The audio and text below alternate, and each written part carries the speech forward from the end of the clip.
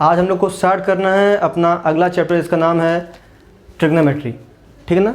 तो बेटा ट्रिग्नोमेट्री एक ऐसा ब्रांच है मैथ्स का जो मतलब काफ़ी ज़्यादा इंटरेस्टिंग है, काफ़ी पुराना है, प्राचीन काल से चला हुआ आ रहा है। ठीक है ना। ये और इसकी शुरुआत काफ़ी पहले, इसकी हम लोग आपने अगर आपको पता हो, थोड़ा बहुत जानकारी अगर आप लेके आए हैं पहले से ट्रिग्नोमेट्री के बारे में, तो आपको पता होगा ट्रिग्नोमेट्री का यूज़ हम लोग काफ़ी पहले से करे आ रहे हैं। ट्रिग्नोमेट्री का यूज़ हम लोग इंजीनियरिंग ड्राइंग्स में करते हैं।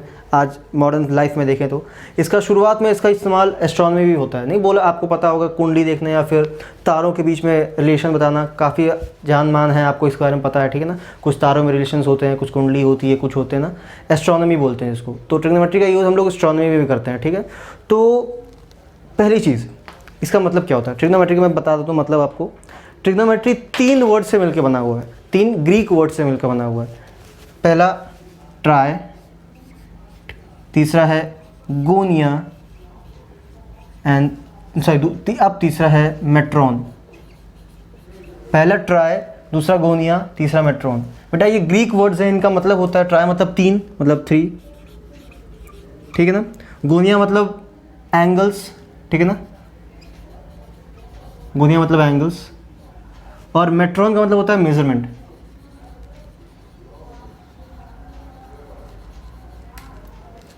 तो आप इन वर्ड से समझ चुके होंगे ट्रिग्नोमेट्री एक ऐसी ब्रांच है जहाँ पे हम लोग एक ऐसी शेप के बारे में पढ़ते हैं या इस ऐसी शेप को लेके अपना पढ़ाई चालू करते हैं जिस शेप में 3 एंगल्स हों। ठीक है। और 3 एंगल्स किस में होते हैं? ट्राइंगल्स में। तो आप ये बोल सकते हैं कि study of geometrical figure which have 3 sides, या फिर study of triangle is known as trigonometry. ठीक है ना। तो ये था ट्रिग्नोमेट्री का मतलब। अब कुछ आते हैं इसके हिस्ट्री पे। बेटा ट्रिग्नोमेट्री जो चालू हुई थी, मेन चालू हुई थी वो थी ग्रीक से। स्टार्टिंग ग्रीक से हुई थी। हमारे ग्रीक मैथमेटिशियन थे, एक हिपरकस नाम था उनका। हिपरकस नाम लिख देता हूँ, नाम काफ़ी अच्छे हैं, ज़्यादा कुछ कहीं पूछा जाता है लेकिन फिर भी आपको पता होना चाहिए। नाम है HIPPARCHUS, इसको बोलते हैं हिपरकस।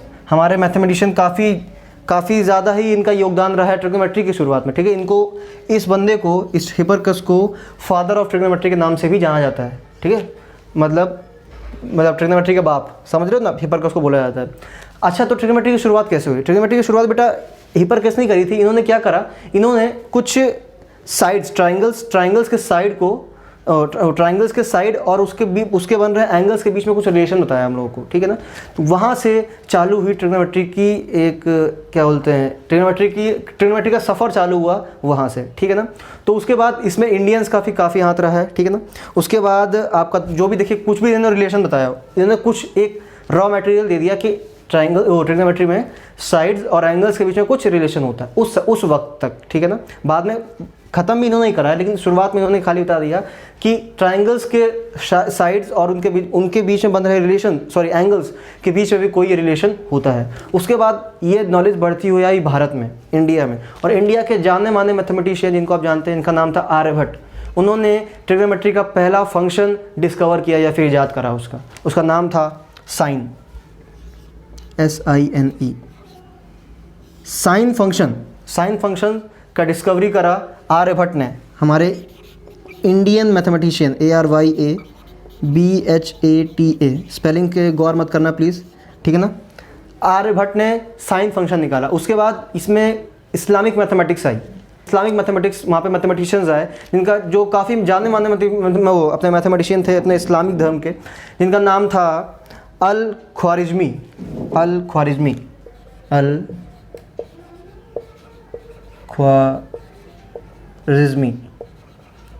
और दूसरे थे कहेंगे अबू अल वफ़ा।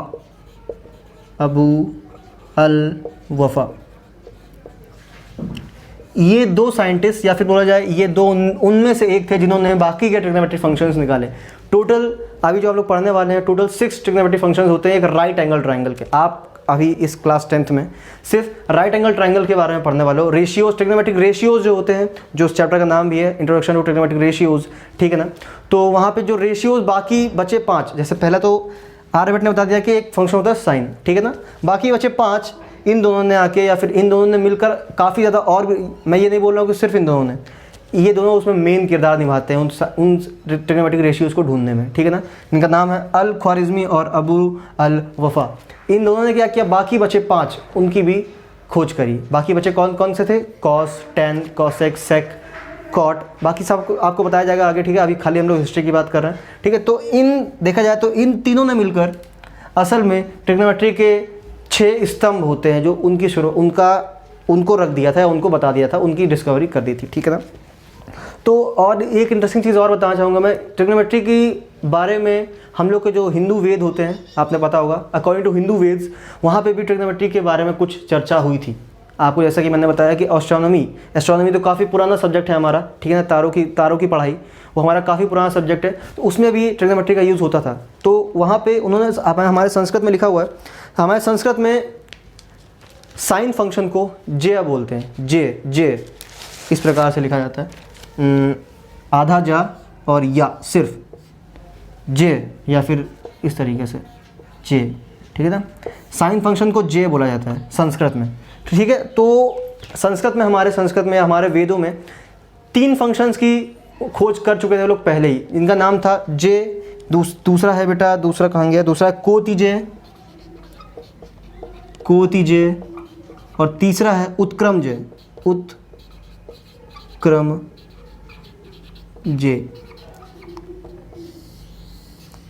ये 3 फंक्शंस की खोज हमारे वेदों में पहले ही हो चुकी थी, ऐसा लिखा गया है वेदों में, ठीक है ना। तो क्या हुआ फिर, मतलब क्या अंतर क्या हुआ, कुछ यहाँ से कंक्लूजन मिल रहा है क्या? हाँ मिल रहा है बेटा। देखो हमने सबसे पहले बताया आपको, हमारे हिपरकस थे, उन्होंने क्या करा था, ट्राइंगल्स के साइड्स और एंगल्स के बीच में रिलेशन बताया था, ठीक है ना। तो पहली चीज़ अब देखो, उसके बाद क्या हुआ था, हमारे इन भाई साहब ने, आर्यभट्ट ने और ख्वाजा, इन्होंने क्या करा, इन्होंने एंगल्स और ट्राइंगल्स के बीच में एंगल्स बताए, ठीक है ना। ट्राइंगल्स में कुछ होते हैं, इनके अकॉर्डिंगली कुछ फंक्शंस बताए, ठीक है। उसके बाद आए ये हमारा हिंदू वेदास में, ठीक है ना। यहाँ पे क्या हुआ, इन्होंने ये बताए, तो इन्होंने ये 3 फंक्शंस बताए हम लोगों को, ओके। लेकिन इन्होंने क्या करा, इन्होंने ट्राइंगल का ना लेकर के एक सर्किल को आधार बनाया, और उसमें जो कॉर्ड्स बनते हैं उसके अकॉर्डिंगली ये 3 फंक्शंस बताए, ठीक है ना। तो इसके बाद अब आते हैं हिपरकस वापस दोबारा, इस कहानी में हिपरकस आते हैं वापस दोबारा। इसीलिए उन्होंने क्या करा, उन्होंने ये वाले जो इस संस्कृत में या जो भी हमारे वेदों में जो दिखाया गया था एंगल्स, सर्किल को लेकर के उसको, और जो पहले हम लोग के भाई साहब कर चुके थे ये तीनों लोग, ये वो साइड्स उठाए और ये वाले एंगल्स उठाए, उन दोनों के बीच में एक रिलेशन बताया, और उससे एक टेबुलर फॉर्म या फिर एक टेबल तैयार करी, फंक्शंस, साइड्स और एंगल्स के बीच में रिलेशन बताकर। यहाँ से फिर शुरुआत हुई हमारे मॉडर्न ट्रिग्नोमेट्री की, या फिर ऐसी ट्रिग्नोमेट्री की जो हम लोग आज पढ़ रहे हैं, ठीक है ना। तो ये थी कुछ हिस्ट्री ट्रिग्नोमेट्री को लेकर के, ये कुछ महान नाम थे जिनका काफ़ी बड़ा योगदान रहा ट्रिग्नोमेट्री की शुरुआत में, ठीक है ना। तो इसका कुछ ज़्यादा ज़रूरी नहीं था, मतलब ये ऐसा नहीं है कि आपको कहीं पूछा जाएगा, लेकिन फिर भी अगर आप ट्रिग्नोमेट्री पढ़ रहे हो तो आपका मतलब हक बनता है कि आप इसकी हिस्ट्री जान सको। ये अभी आधी से भी कम हिस्ट्री है, ठीक है ना। ये खाली शुरुआत, थोड़ा सा हमने आपको स्क्रैच बताया है खाली, ठीक है। 0.0001% बताया ट्रिग्नोमेट्री की हिस्ट्री के बारे में। ट्रिग्नोमेट्री की हिस्ट्री काफ़ी बड़ी है, ट्रिग्नोमेट्री खुद में एक बड़ा सा एक सब्जेक्ट है और काफ़ी इंटरेस्टिंग सब्जेक्ट है, जिसका आप जब पढ़ोगे तो आपको खुद समझ में आएगा। और ये काफ़ी इंपॉर्टेंट भी है आपके जो कम्पिटिटिव एग्जाम्स होते हैं आगे जाके, जो आप देने वाले कुछ भी जो भी एग्जाम्स होंगे आपके, जैसे कि अगर मैथ साइड में है तो आप लोग जेई, जैम, ऐसे कुछ कोई एग्जाम्स जरूर दोगे, जैम थोड़ा दोगे आप, जेई दोगे अभी तो खाली, ठीक। तो उसमें ट्रिग्नोमेट्री काफ़ी ज़्यादा ही इंपॉर्टेंट होती है, पूछी जाती है, ठीक है ना। तो ये थी कुछ हिस्ट्री ट्रिग्नोमेट्री को लेकर के। हम लोग स्टार्ट करेंगे अपनी पढ़ाई इस चैप्टर को लेकर के, तो चलिए शुरू करते हैं। तो बच्चों इस चैप्टर में हम लोग एंगल्स को लेकर खिलवाड़ करने वाले हैं, ट्रायंगल की साइड्स को लेकर खिलवाड़ करने वाले हैं। तो आपको पता है ट्रायंगल्स होता क्या है, एक बार हम एंगल्स का हल्का सा बता देते हैं, डेफिनेशन क्या होती है, उसके हम लोग बढ़ेंगे आगे, ठीक है ना। तो देखो बच्चों एंगल्स क्या होता है, एंगल्स क्या होता है असल में, सबसे आसान शब्दों में बोला जाए तो होता है a measure found by 2 rays originated from same point is known as angle. Same point का नाम होता है वर्टेक्स, मतलब कि अगर मेरे पास एक पॉइंट है, उस पॉइंट से, एक ही पॉइंट से 2 रेज निकल रही हैं, तो उनके बीच का जो डिस्टेंस, ये जो मेजरमेंट होगा, इसको हम लोग बोलते हैं एंगल, ठीक है ना। ये जो सेम पॉइंट होता है उसको नाम दिया जाता है वर्टेक्स, उसको हम लोग वर्टेक्स बोलते हैं, ठीक है ना। और जो ये रेज होती हैं इनको कभी हम लोग बोलते हैं arms of an angle, arms of an angle. ठीक है ना। ये इस प्रकार का कुछ होता है। देखो एंगल्स दो प्रकार के होते हैं, पॉजिटिव एंगल और नेगेटिव एंगल। अगर कभी कभी कहीं कहीं पे इस लाइन को इनिशियल लाइन बोलते हैं, NITIAL, इनिशियल लाइन, ठीक है ना, जिसके आधार पर रख के आप एंगल बनाते हो। मतलब कि अगर आप जिसको कांस्टेंट मान रहे हो, फॉर एग्जांपल अगर आप इसको कांस्टेंट मान रहे हो, ठीक है ना, तो इसको यहीं पर रखना है, बाकी जो दूसरी लाइन होगी ये वाली लाइन ये ऊपर उठेगी, ये दूसरी लाइन ऊपर उठेगी, ठीक है ना। इस प्रकार से अगर ये जैसे कि मान लीजिए ये इनिशियल लाइन होगी, जो आपकी कांस्टेंट जो आपकी हिल नहीं रही है उसको इनिशियल लाइन बोला जाता है, और जो मूवमेंट कर रही है उसको टर्मिनल लाइन बोला जाता है, ठीक है ना। टर्मिनल लाइन, टर्मिनल लाइन, ठीक है ना, या फिर टर्मिनल रे बोला जाए, रे की बात हो रही है यहाँ पे, ठीक है, रे या फिर लाइन जो भी है, जो भी आपको ठीक वैसे रे ही बोलना, ठीक है ना। ये हो गया। तो इस प्रकार से कुछ होता है। तो वो पॉजिटिव और नेगेटिव थीटा यहाँ पे देखो, थीटा एक मेजरमेंट होता है एंगल को मेजर करने का, कोई एक कॉन्स्टेंट रिप्रेजेंट करने के लिए एंगल को, ठीक है ना। कोई ये ज़रूरी नहीं कि थीटा से करो, लेकिन हमेशा हम लोग थीटा से करते हुए हैं, थीटा से हैबिचुअल है इसीलिए कर रहे हैं, ठीक है ना। तो देखो पॉजिटिव और नेगेटिव कैसे बनेगा। अगर आपकी इनिशियल लाइन ये है और मेरा थीटा कुछ इस प्रकार से जा रहा है, इस प्रकार से देख रहे हो आप, एंटी क्लॉकवाइज जा रहा है। अगर मेरा थीटा एंटी क्लॉकवाइज जा रहा है तो वो पॉजिटिव एंगल होगा, ठीक है ना। और यहीं पे अगर ये थीटा मेरा नेगेटिव जा रहा है, मतलब कि अगर मेरा थीटा ये क्लॉकवाइज जा रहा है, ठीक है, अगर ये क्लॉकवाइज जा रहा है तो ये नेगेटिव एंगल होगा, ठीक। ये भाई हमारी इनिशियल, ये मेरी टर्मिनल, ठीक है। अगर मेरा थीटा पॉजिटिव है, सॉरी, अगर मेरा थीटा एंटी क्लॉकवाइज जा रहा है तो फिर वो पॉजिटिव एंगल कहलाएगा। अगर हमारा थीटा क्लॉकवाइज आ रहा है तो हमारा वो नेगेटिव एंगल कहलाएगा। तो बच्चों जब एंगल्स आए, जब ट्रिग्नोमेट्री आई, तब हमारे पास कुछ सिस्टम्स भी आए, जिन सिस्टम्स का हम लोग यूज़ करते हैं एक एंगल को मेज़र करने के लिए, ठीक है ना। कुछ 3 सिस्टम्स हमारे पास आए जिनका नाम है सेक्सागेसिमल सिस्टम और सेंटिसिमल सिस्टम और सर्कुलर सिस्टम, ठीक है ना। नाम बड़े अजीब अजीब है यार। हाँ, तो हम लोग के लिए इंपॉर्टेंट खाली पहला वाला और तीसरा वाला है। आप लोग अभी जो ट्रिग्नोमेट्री पढ़ रहे हैं उसमें आप लोग यूज़ करने वाले हो सेक्सागेसिमल सिस्टम का, ठीक है ना, या फिर डिग्री वाला सिस्टम जो होता है, जो आप लोग हैबिचुअल है उसके, ठीक है ना।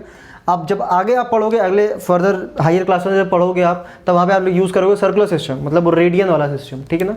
इसका यूज़ हम लोग बहुत कम करते हैं, ये आउटडेटेड है एक तरीके से बोल सकते हैं। इसका ज़्यादा इसमें इसका कोई यूज़ नहीं है, मतलब अब तो नहीं रहा, ठीक है, लेकिन ये सिस्टम था तभी आपको बताना ज़रूरी है, ठीक।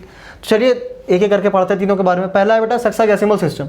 इसमें क्या होता है, when ray is rotated through 1/360th of 1 revolution then angle formed is 1 degree. मतलब कि सबसे आसान तरीके से बताया जाए कि किसी भी रिवॉल्यूशन का 1/360th पार्ट 1 डिग्री के इक्वल होता है, ठीक है ना, ये बोला गया है।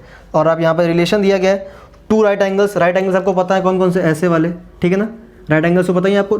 तो 2 right angles is equal to 180 degree होता है, ठीक है। और देखिए ये सिस्टम अगले बोला जाता है डिग्री मिनट, सॉरी इसको बोला जाता है डिग्री सिस्टम ही बोला जाता है, ठीक है ना। इनकी मेजरमेंट हम लोग करते हैं डिग्री, मिनट और सेकेंड में, ठीक है ना। तो 1 डिग्री इज इक्वल टू बेटा 60 मिनट होता है। मिनट देखो आप इस तरीके से शो करा जाता है ऊपर ऐसे कॉमा लगा के हल्का सा, ठीक है ना। ये 1 degree is equal to 60 minutes होता है और 1 minute is equal to 60 seconds होता है, ठीक है ना। ये कुछ रिलेशन, ये आप ये इंपॉर्टेंट है, खाली आप इतना देख लो। डेफिनेशन नहीं आए भी तब भी कोई फर्क नहीं पड़ता, ठीक है ना। और अगला है बेटा सेंटिसिमल सिस्टम। इसमें बेटा क्या होता है, इसमें मेजरमेंट करते हैं हम लोग ग्रेड, मिनट और सिस्टम में। जैसे यहाँ पे डिग्री था वहाँ पे ग्रेड है, ठीक है ना। ग्रेड, मिनट और system, sorry minute, seconds, GRADE, grade, minute और सेकेंड, ठीक है ना। इसमें मेजरमेंट होती है हमारी। अब इसका डेफिनेशन क्या है, व्हेन सेम इसका when ray is rotated through, यहाँ पे 1/360 था, when ray is rotated 1/400 of 1 revolution, मतलब किसी एक रिवॉल्यूशन का 1/400 जो पार्ट होगा उसको हम लोग 1 ग्रेड कहेंगे, ठीक है ना। ग्रेड को रिप्रेजेंट करा जाता है इस तरीके से, हम लोग ऊपर यहाँ पे G लिख देते हैं, ऐसे रिप्रेजेंट करा जाता है, ठीक है ना। तो यहाँ पे देखो 2 right angles is equal to 200 grades. जैसे यहाँ पे 2 right angles equal to 180 degree था, यहाँ पे 2 right angles is equal to 200 grade, ठीक है ना। और 1 grade is equal to 100 minutes and 1 minute is equal to 100 seconds. ये अकॉर्डिंग टू ग्रेड सिस्टम है, ठीक है ना। ये था हमारा डिग्री सिस्टम, ये ग्रेड सिस्टम, ये है मेरा रेडियन सिस्टम, ठीक है ना। तो जो ग्रेड सिस्टम के accordingly 1 grade is equal to 100 minute होता है और 1 minute is equal to 100 seconds होता है, ठीक है ना, अकॉर्डिंग टू ग्रेड। यहाँ पे भी ये चीज़ इंपॉर्टेंट है, आप ये चीज़ याद रखिए, ठीक है ना। और आता है तीसरा, मेरा तीसरा भी है सर्कुलर सिस्टम। क्या बोल रहा है इसमें, angle subtended by an arc of length equal to radius of circle. देखो इस तरीके से समझो, ये जो आपका सर्कुलर सिस्टम है आप नाम से समझ पा रहे हो, ये सर्कल को बेस लेके पढ़ा गया है।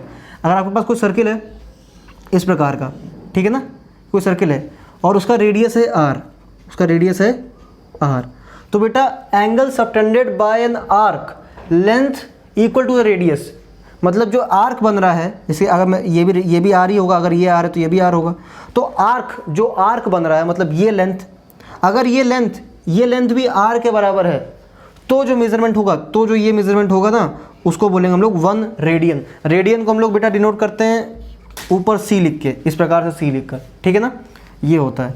समझ गए आप? मतलब जितने रेडियस का सर्किल है उतने ही रेडियस का अगर कॉर्ड मिल रहा है, उतने रेडियस का हमको कॉर्ड बोला, सॉरी, उतने रेडियस का अगर हमको आर्क मिल रहा है, जितने रेडियस का हमारा सर्किल है उतने रेडियस का हम अगर आर्क मिल रहा है हमको, तो जो मेजरमेंट जो एंगल बनेगा उस एंगल को हम लोग बोलते हैं 1 रेडियन, ठीक है ना। बेटा अभी आप सिर्फ इसका यूज़ करने वाले हो, ठीक है ना, इससे आगे नहीं बढ़ने वाले हो, अभी आप सिर्फ डिग्री के ऊपर खेलोगे, आगे जब बढ़ोगे आप तो उसके बाद आप रेडियन पे भी खेलोगे, ठीक है ना। तो ये थे कुछ सिस्टम्स। अब आपको बताने वाला हूँ मैं इन तीनों सिस्टम के बीच में रिलेशन क्या होता है। तो बच्चों ये है वो एक रिलेशन है उन तीनों सिस्टम्स के बीच का। आपको ये तो शायद मैं बताना भूल गया था पहले कि जैसा कि मैंने यहाँ पे 2 राइट एंगल्स का इक्वल बताया था, यहाँ पे भी 2 राइट एंगल्स का इक्वल बताया था, वैसे ये सर्कुलर सिस्टम में भी होता है 2 right angle is equal to pi radian, ठीक है ना, उसकी वैल्यू क्या होती है, पाई रेडियन के बराबर होती है। अब देखो मैंने सबको 2 राइट एंगल्स के इक्वल क्यों दिखाया था, आप यहाँ पे लिख सकते हो, यहाँ पे इक्वल्स टू 2 राइट एंगल्स। तो जब हमने 2 राइट एंगल्स के अकॉर्डिंग इक्वल्स टू दिखाया सबको, तो हमको एक रिलेशन दिख रहा था अच्छे से कि 2 right angles is equals to, यहाँ पे पाई रेडियन था इसके अकॉर्डिंगली, ठीक है। 2 right angles is equals to 180 degree था डिग्री वाले के according, 2 right angles is equals to 200 grade था ग्रेड वाले के अकॉर्डिंग, है कि नहीं। तो उससे हमारे पास एक रिलेशन बन के आया कि pi radian is equals to 180 degree and is equals to 200 grade. यहाँ से हम लोग 1 रेडियन की वैल्यू निकाल सकते हैं। ये रिलेशन है, ये तीनों के बीच में यही रिलेशन, यही मेन रिलेशन है, इंपॉर्टेंट रिलेशन यही वाला है। इससे इस रिलेशन का यूज़ क्या होने वाला है बेटा, इस रिलेशन से हम लोग अलग अलग सिस्टम में आ सकते हैं, जा सकते हैं। मतलब अगर हमारे पास रेडियन के सिस्टम में कोई हमको वैल्यू दी गई है और हमको डिग्री में चाहिए तो हम लोग इसका यूज़ करके उसको कन्वर्ट कर सकते हैं। और डिग्री में मैं इसलिए देखो ज़्यादातर हम लोग, फिर बता रहा हूँ आपको, ज़्यादातर बात मैं इन्हीं दोनों में करने वाला हूँ। इसका यूज़ बहुत क्या एकदम नल है, एकदम नल है, कुछ नहीं, इसका यूज़ ही नहीं है बिल्कुल भी, ठीक है ना। फिर भी हम लोग जब करेंगे कन्वर्जन तो इसके भी कन्वर्जन कर लेंगे 1-2, ठीक है ना। तो बच्चा यहाँ से आप निकाल सकते हो 1 रेडियन इज इक्वल्स टू, ये दिया गया हमको, यहाँ पे अगर दिया गया है pi radian is equals to बेटा 180 डिग्री दिया गया हम लोगों को। यहाँ से आप निकाल सकते हो 1 radian is equals to 180 by pi का डिग्री। अगर हमको रेडियन को डिग्री में बदलना है तो हम लोग क्या करेंगे, 180 बाय पाई से मल्टीप्लाई कर देंगे, ठीक है ना। यहाँ से 1 रेडियन इज इक्वल्स टू, ये गया रेडियन टू डिग्री, देख रहे हो आप, radian two degree conversion, DIAN, radian two degree conversion, ये रहा आपका, ठीक। उसी प्रकार से अगर हमको डिग्री को अगर रेडियन में बदलना है तो आप देखो यहाँ पे दिया गया 180 degree is equals to pi radian दिया गया हमको ना। तो अगर हमको 1 डिग्री की वैल्यू निकालनी, कैसे निकालेंगे, पाई अपॉन 180 डिग्री, सॉरी 180, और ये होल जो वैल्यू आएगी वो हमारी रेडियन में आएगी, ठीक है ना। तो ये क्या आ गया बेटा, ये मेरा हो गया है, ये मेरा हो गया डिग्री टू रेडियन कन्वर्जन, ठीक है ना, डिग्री टू रेडियन कन्वर्जन, ठीक है ना। ये आपको रिलेशन मिल गया डिग्री टू रेडियन के लिए। उसी प्रकार से अगर आप ग्रेड में जाओगे, ग्रेड का भी आप कर सकते हो। जैसे कि मान लो 1 ग्रेड निकालना है हमको, ऐसे नहीं, मतलब 1 ग्रेड अगर हमको पता करना है तो अगर मैं जाऊँ तो अगर ग्रेड को हमको डिग्री में बदलना तो क्या करेंगे, 180 मतलब 180 अपॉन 200, और जो मेरे पास वैल्यू आएगी वो किस में आएगी, वो डिग्री में आएगी, ठीक है ना। और यहीं पे अगर मैं इक्वल टू में इसी के इक्वल टू में लिख दूँ, अगर मेरे को ग्रेड को अगर हमको रेडियन में बदलना है तो कैसे करेंगे, पाई अपॉन 200, ठीक है ना। समझ रहे हो नहीं समझ रहे हो, पाई अपॉन 200, यहाँ पे जो वैल्यू आएगी बेटा वो किसकी आएगी, वो रेडियन में आएगी, इस प्रकार से, ठीक। तो ये आपके देखो कन्वर्जन बता दिए मैंने। अगर आप रेडियन को डिग्री में बदलो या डिग्री को रेडियन में बदलो या फिर ग्रेड को पाई में बदलो, सॉरी ग्रेड को अगर आप रेडियन में बदलो चाहो तो किसी मतलब तीनों में से किसी को भी आप इंटर रिलेट कर सकते हो, ठीक है, और आप अलग अलग सिस्टम में घुस सकते हो। तो ये थे कुछ आपके कन्वर्जन्स जिनका यूज होता है लाइफ में काफ़ी। जैसे मान लो इसका यूज शायद अभी तो आपको नहीं पड़ेगा क्योंकि आप अभी इंट्रोडक्शन पढ़ लो खाली। ये मैंने आपको देखो, आप अभी मैंने कुछ भी ट्रिग्नोमेट्री चालू नहीं करी है, अभी मैंने ट्रिग्नोमेट्री के नाम पे कुछ भी चालू नहीं करा, अभी खाली मैं वो सब बेस तैयार कर रहा हूँ आपका, जो उसको ट्रिग्नोमेट्री पढ़ने के लिए आपको जानना ज़रूरी है, ठीक है ना। आपको यही चीज़ 11th में जब आप जाओगे, कुछ लोग 11th में पढ़ाते हैं इस चीज़ को, कि लेकिन वैसे देखा जाए तो इसका कोई क्लास से मतलब नहीं है। आप अगर ट्रिग्नोमेट्री स्टार्ट कर रहे हो या फिर ट्रिगो स्टार्ट कर रहे हो अगर आप, तो आपको सब चीज़ें पता होंगी, कुछ गलत नहीं है उसमें, ठीक है ना। तो ये कुछ सिस्टम्स से जो आपको बताया और उनके बीच में रिलेशन मैंने आपको बताया। चलिए कुछ अब कन्वर्जन्स करके देखते हैं। तो बच्चों ये कुछ बेसिक कन्वर्जन्स हैं जो तीनों के, बस मैं इतने ही 3 ही एग्जांपल्स कराऊंगा, ठीक है, क्योंकि इसकी ज़्यादा ज़रूरत नहीं है और आप समझ भी जाओगे, काफ़ी सिंपल है, ठीक है ना। चलिए करके देखते हैं। हमको करना क्या है, पहला है मेरा 40 ग्रेड को हमको डिग्री सिस्टम में बदलना है। तो सिंपल देखो मैंने यहाँ रिलेशन लिखा हुआ है, ठीक। ग्रेड को डिग्री में बदलने का कन्वर्जन कैसा बनेगा, अगर मैं ग्रेड को यहाँ से बदलूंगा, आपको पता है 200 grade is equals to 180 degree होता है। तो 1 ग्रेड इज इक्वल्स टू कितना होने वाला है, 180 माइन अपॉन 200, या तो चाहो तो आप इसको सिंपलेस्ट फॉर्म में लिखोगे तो कितना आएगा 9/10, ठीक है ना। तो आप देखो हमको 1 ग्रेड की वैल्यू पता है 9/10 है, तो 40 की कितनी होगी, ऑब्वियस सी बात है 40 ग्रेड इज इक्वल्स टू कितना हो जाएगा 40 इंटू 9/10, दैट इज 10 4 4, यहाँ पे 9 4 36 डिग्री। मतलब कि 40 ग्रेड जो है वो डिग्री वाले सिस्टम में 36 के बराबर होता है, ठीक। समझिए कैसे करना है, काफ़ी सिंपल था, ठीक। तो देखो अब आते हैं डिग्री को रेडियन में बदलना है। अब देखो डिग्री और रेडियन का बीच रिलेशन कैसा है, ये रहा। डिग्री को रेडियन में बदलना है ना, तो देखो 180 डिग्री इज इक्वल्स टू बेटा पाई रेडियन है हमारा, है कि नहीं, है कि नहीं। अब देखो हमको 1 डिग्री निकालना है, 1 डिग्री कितना हो जाएगा, 1 डिग्री इक्वल्स होता है बेटा पाई अपॉन 180। मतलब कि जो भी आपको डिग्री में दिया गया उसको अगर हम लोग पाई अपॉन 180 से मल्टीप्लाई कर देंगे तो सिस्टम वो रेडियन वाले में चला जाएगा, ठीक है ना। तो देखो अब 1 degree is equal to pi by 180 है, तो 45 में कितना बनेगा, तो 45 डिग्री इज इक्वल टू बेटा कितना हो जाएगा 45 इंटू पाई अपॉन 180, है कि नहीं। तो यहाँ से बनेगा 45 4 जा, ठीक है ना। तो यहाँ पे 45 degree is equals to pi by 4 radian, ठीक है ना। ये हो गया आपका एक कन्वर्जन रेडियन में भी। अब यहाँ पे आते हैं रेडियन को डिग्री में बदलना है, ठीक है ना। अब देखो यहाँ पे पाई बाय 3 है ना। अब देखो radian, pi radian is equal to बेटा 180 डिग्री होता है, ठीक। तो 1 रेडियन कितना होगा, 1 रेडियन होगा बेटा 180 अपॉन पाई के बराबर डिग्री में, ठीक है ना।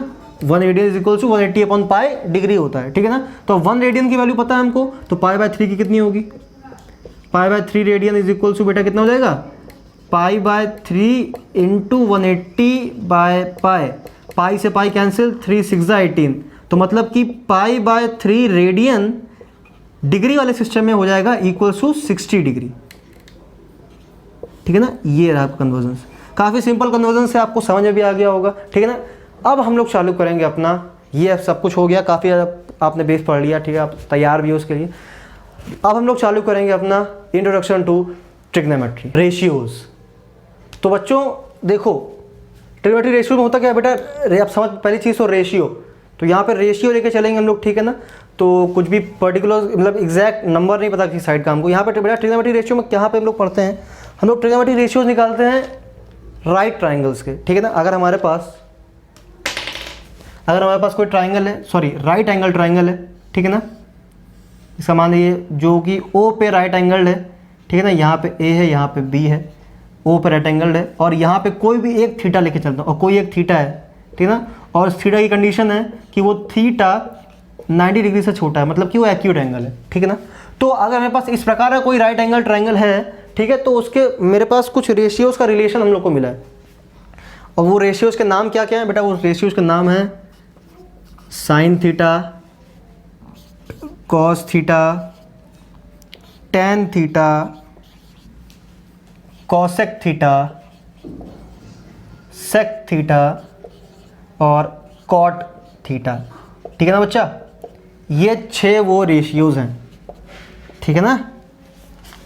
तो देखो अब इनके बीच इनकी वैल्यूज़ क्या होती है बेटा। अगर मेरे पास ये ऐसा कोई ट्राइंगल है तो इसके अकॉर्डिंगली अगर देखो थीटा यहाँ पे है ना, थीटा यहाँ पे है, तो अगर साइन थीटा निकालना है तो बेटा साइन थीटा का फॉर्मूला होता है side opposite to, marker change कर लेता हूँ,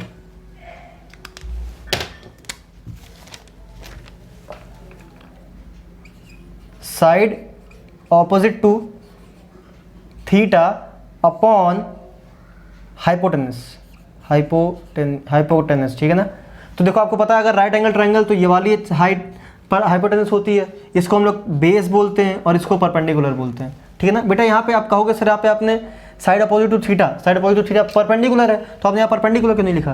तो बच्चा बात ये है या जैसे आपने थीटा यहाँ पे लिया है ना, तो अगर आप थीटा यहाँ पे लेते तो इसके अकॉर्डिंग यहाँ साइड अपोजिट या बेस हो जाता, इसलिए हम लोग यहाँ पर साइड अपोजिट टू थीटा नहीं लेते हैं। या तो फिर कभी कभी हम लोग अपना काम आसान करने के लिए एक चीज़ और लिख देते हैं, हम लोग ये बोल देते हैं कि जो थीटा के सामने वाला होगा वही परपेंडिकुलर होगा। अगर जैसे कि अगर मान लो ये थीटा यहाँ पे होता, अगर ये थीटा यहाँ पे होता तो थीटा के सामने कौन सा साइड आता? परपेंडिकुलर, ठीक है ना।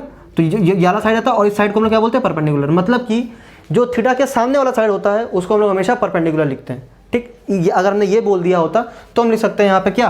Perpendicular upon base, perpendicular upon base, इस प्रकार से, ठीक है ना। अब देखो, आप कॉस थीटा, अगर मैं थीटा इसको लेके चल रहा हूँ तो कॉस थीटा क्या होता है? कॉस थीटा बेटा होता है मेरा उसी प्रकार से क्या होता है? O A upon A B, O A upon A B, O A upon A B, ठीक है ना। ओ ए यहाँ पे क्या? ओ ए यहाँ पे बेस है, ए बी यहाँ पे हाइपोटेनस है, ठीक है ना। तो आप तो साइड अपोजिट, आप साइड अपोजिट या साइड एडजेसेंट नहीं लिखने वाला हूँ मैं, ठीक है। आप चाहो तो इसको हटा दो, ठीक है, इसको हटा ही दो। अच्छा एक काम करो, इसको हटा ही दो, ठीक है ना। आप यहाँ पे एक काम करो, यहाँ पे पी बी पी अपना, हाँ, इसको आप साइड अपोजिट वाला किस्सा ही हटा दो, आप परपेंडिकुलर लेके ही चलो, ठीक है ना। तो साइन थीटा की वैल्यू होती है बेटा perpendicular upon hypotenuse, perpendicular upon hypotenuse, ठीक है ना। यहाँ पे परपेंडिकुलर क्या है? यहाँ पे परपेंडिकुलर है बेटा O B upon A B, ठीक है ना। कॉस थीटा की वैल्यू होती है बेटा base upon hypotenuse, O A upon A B, ठीक है ना। टेन थीटा की वैल्यू होती है, टेन थीटा की वैल्यू क्या होती है? टेन थीटा की वैल्यू होती है परपेंडिकुलर अपॉन बेस। यहाँ पे परपेंडिकुलर ओ बी है और बेस ओ ए है, ठीक है ना। ये होते हैं मेन तीन, ठीक है ना। इन तीनों का यूज़ करके आप बाकी तीन में निकाल देते हो। असल में होता क्या है, देखो चलो अच्छा बता ही देते हैं आपको। पहले आपको जो कॉसेक थीटा होता है, जो कॉसेक थीटा होता है वो होता है बेटा आपका हाइपोटेनस अपॉन परपेंडिकुलर। जो सेक थीटा होता है वो होता है बेटा आपका हाइपोटेनस अपॉन बेस। जो कॉट होता है बेटा वो होता है बेस अपॉन परपेंडिकुलर, ठीक है ना। ये होता है। अब ध्यान से अगर आप देख पाओगे, साइन का उल्टा कॉसेक होता है। साइन होता है मेरा पी अपॉन एच, तो कॉसेक होता है मेरा एच अपॉन पी, है कि नहीं। कॉस का उल्टा सेक होता है, बी अपॉन एच कॉस होता है और यहाँ पे एच अपॉन बी सेक हो जाता है। टेन थीटा होता है बेटा परपेंडिकुलर अपॉन बेस, और उसी का उल्टा होता है cot theta, base upon perpendicular, है कि नहीं। तो देख रहे हो आप, इनके बीच में रिलेशन है। तो आप चाहो तो कभी कभी ऐसे लिख सकते हो, यहाँ पे रिलेशन निकाल सकते हो आप कि sine theta is equals to 1 upon cosec theta, ठीक है ना। या फिर आप उसको उल्टा कर सकते हो, cosec theta is equals to 1 upon sine theta, ठीक है ना। कॉसेक, या तो आप, ये ज़्यादातर हैबिचुअल बंदा इस चीज़ का होता है, cosec theta is equals to 1 upon sine theta. यहाँ से और इसी प्रकार से sec theta is equals to 1 upon cos theta और cot theta is equals to 1 upon tan theta, ठीक है ना। तो यहाँ पे चाहो तो आप sec theta is equals to 1 upon cos theta, cot theta is equals to 1 upon tan theta. बेटा ये वैल्यूज आप याद कर लीजिए, यही चीज, इन्हीं को बोलते हैं हम लोग ट्रिग्नोमेट्री रेशियोज, ठीक है ना। क्या होते हैं आप देखो, इनको याद करने का तरीका जब कहाँ अलग अलग याद करोगे, देखो ऐसे लिख लिया करो। अगर मान लो ये ऐसा लिखो, P B P upon H H, इस प्रकार से हमने याद करा था, एच एच बी। क्या होता है देखो, पहला वाला जो सिस्टम है, मतलब जो ये पहला सूर्य, इसको हटा देते हैं, पहले इसको सब हटा देते हैं, ये हटाया हमने। अब इधर आओ, ये P B P upon H H B.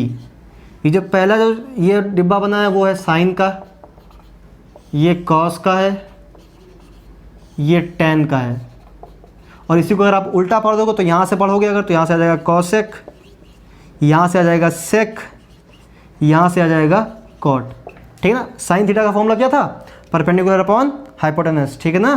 और वो कॉस थीटा का फॉर्मूला क्या था? Base upon hypotenuse. Tan theta का फॉर्मूला क्या था? Perpendicular upon base. उसी प्रकार से आपको पता है कॉसेक साइन का उल्टा होता है, तो कॉसेक का फॉर्मूला क्या हो जाएगा? H upon P. Sec cos का उल्टा होता है तो सेक हो जाएगा एच अपॉन बी।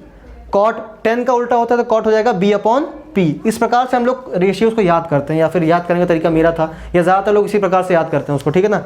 कहीं कुछ अपने आप लोग अपने जो भी याद करने के लिए कुछ भी टर्म्स आप बना लीजिए अपने तरीके जो भी हो, लेकिन मेन चीज़ ये है आपको ये याद होना चाहिए, ठीक है ना।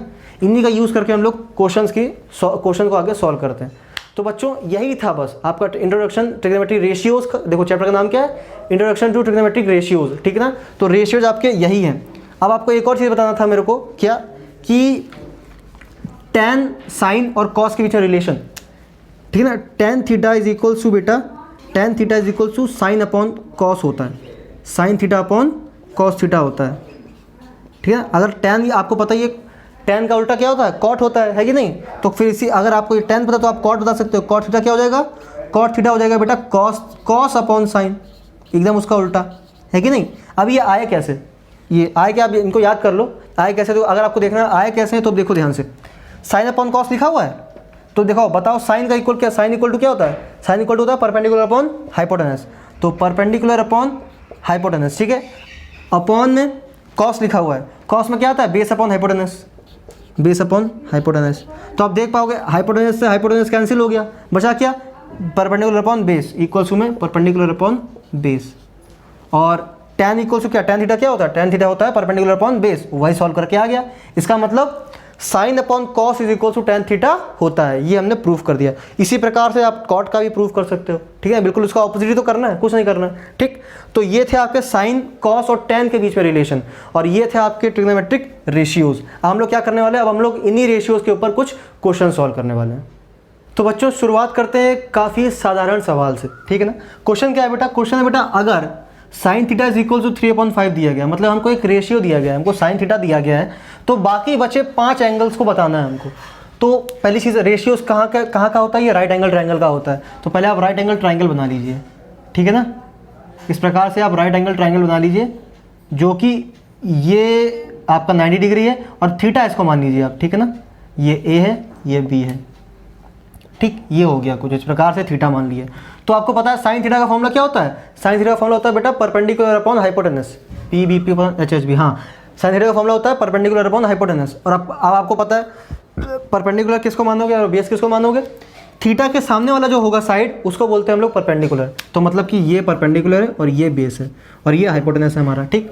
तो अब आपको जो हमने याद कराया था क्या था, P B P upon H B, ये पहले दो साइन के, बाकी कॉस, तीसरा tan। तो यहाँ पे हमको क्या दिया गया, यहाँ पे हमको दिया गया है साइन थीटा, कितना दिया गया है 3/5। याद रखो, पहली चीज हमेशा याद रखना है कि ये रेशियोज हैं, आपको एग्जैक्ट मेजरमेंट नहीं बताई गई है, ठीक है ना। एग्जैक्ट मेजरमेंट नहीं बताई गई। तो आप अगर आप चाहो अगर आपको मेजरमेंट लिखना है तो कुछ लोग ऐसे भी करते हैं कि let the sides B 3K और 5K, मतलब कुछ कॉन्स्टेंट मान लेते हैं, ठीक है। क्योंकि आपको पता है ये रेशियोज हैं और रेशियोज एग्जैक्ट नहीं होते हैं, वो तो खाली तुलना करी जाती है कि नहीं। तो कुछ कहीं कहीं पे 3K 5K 4K 7K करके कोई भी रेशियोज मान लीजिए आप, कोई भी कांस्टेंट मान लीजिए, ABCD जो भी मानना हो, ठीक है। उस प्रकार से साइड की मेजरमेंट लिखी जाती है, लेकिन हमको उसकी ज़रूरत नहीं है, हमको रेशियोज ही निकालने हैं, तो अब क्यों साइड्स की मेजरमेंट लिखें, ठीक है। तो अगर आपको रेशियो दिया गया साइन थीटा इक्वल 3/5 और मेरा साइन थीटा होता है परपेंडिकुलर अपॉन हाइपोटेनस, मतलब कि हमको परपेंडिकुलर और हाइपो की वैल्यू दी गई है। परपेंडिकुलर क्या है मेरा 3 है और हाइपो है मेरा 5, ठीक है ना। तो अगर आपको एक कॉन्सेप्ट पता है, इसको बोलते हैं लोग पाइथागोरियंस ट्रिपलेट। तो कुछ वैल्यूज़ होती हैं, कुछ पहले से नॉन वैल्यूज़ होती हैं और निकाली रखी हुई हैं कि अगर दो वैल्यूज़ हमारे पास 3 और 5 है तो तीसरी हमेशा 4 ही होगी, ठीक है ना। अगर नहीं पता है तो अच्छी बात है, वरना आप क्या करोगे, अब पहले आप पाइथागोरस थ्योरम का यूज़ करके ये बेस निकालोगे। पाइथागोरस थ्योरम क्या होती है, पाइथागोरस थ्योरम होती है मेरी hypotenuse square is equal to perpendicular square plus base square. ये होती है हमारी यहाँ पर हाइपोटेनस दिया गया हमको 5, मतलब 5 का स्क्वायर, परपेंडिकुलर स्क्वायर मतलब 3 का स्क्वायर, हमको बेस निकालना है। ओके जी, कोई बात नहीं, ठीक।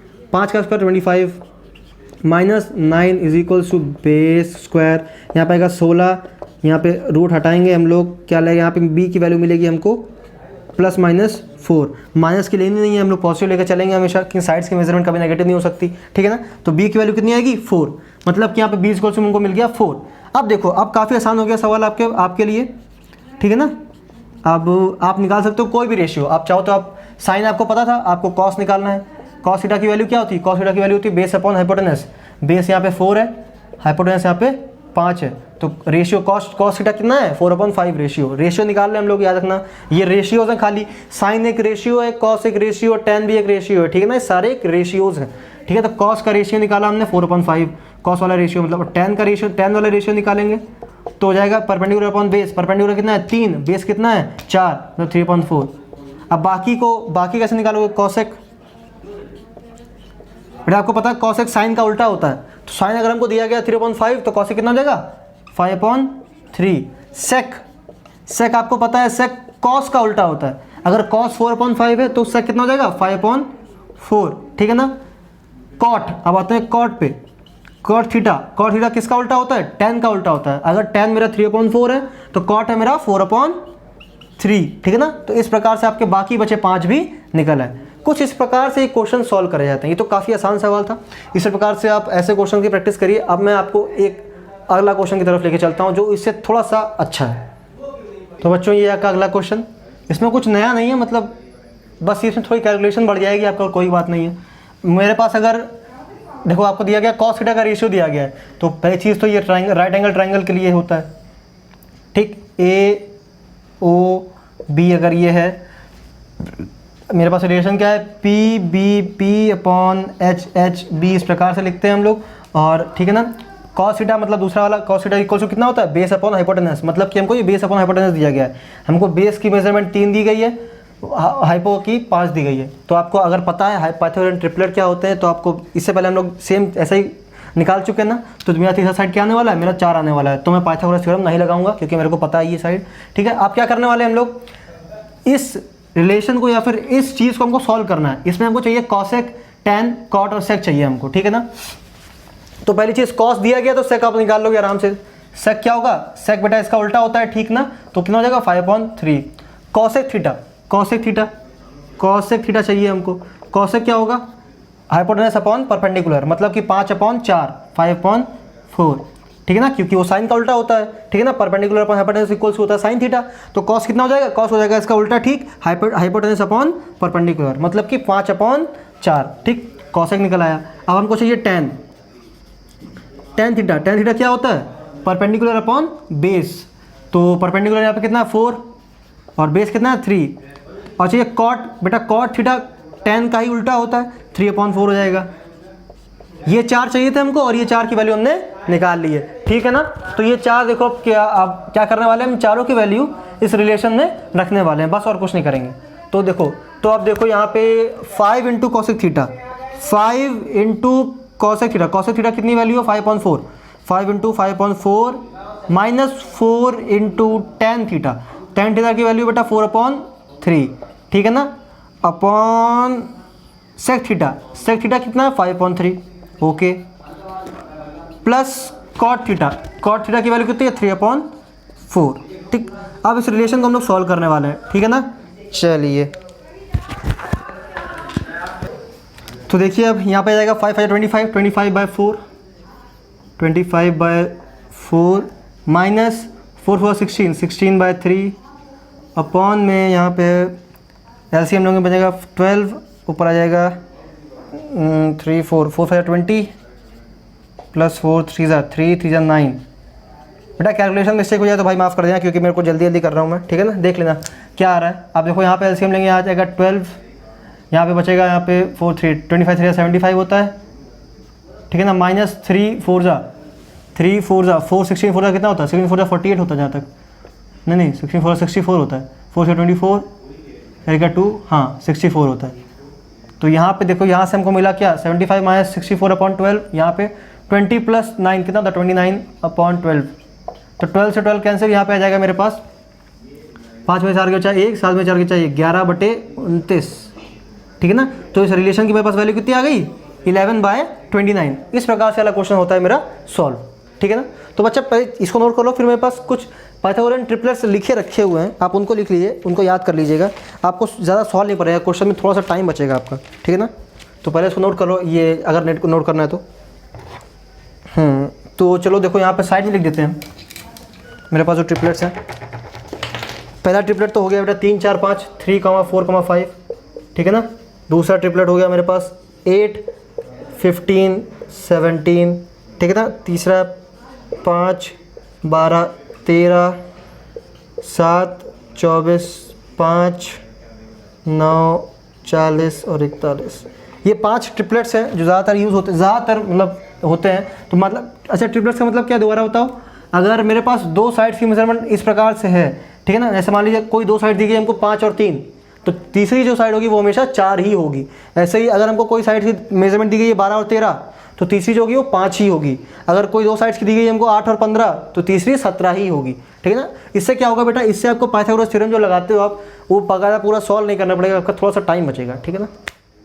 तो बच्चों आज का लेक्चर हम लोग यहीं पे ख़त्म करते हैं, ठीक है ना। आज हम लोगों ने ट्रिग्नोमेट्री की शुरुआत कहाँ से हुई थी, कहाँ से उसकी स्टडी आई है, ठीक है ना, और कुछ बेसिक रेशियोज़ के ऊपर क्वेश्चंस लगाए। तो आपको मिलेंगे अगले लेक्चर में ठीक है। तो मिलते हैं आपको अगले लेक्चर में, तब तक आप क्वेश्चन की प्रैक्टिस करते रहिए और ख्याल रखिए अपना। Tata bye bye, see you.